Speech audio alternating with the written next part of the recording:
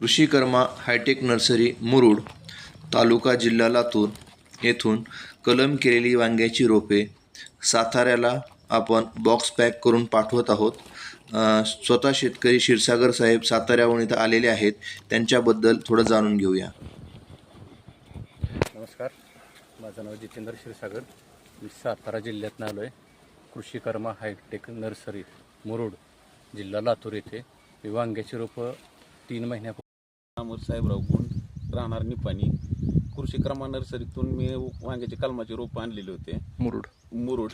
आणि ही रोपं आणल्यापासून साधारण 1 महिन्यापूर्वी आपण ह्याच्या आधी एक व्हिडिओ टाकला होता. त्यावेळेस फळ चालू झालेलं होतं. आणि आता 2.5 महिन्याचा प्लॉट आहे.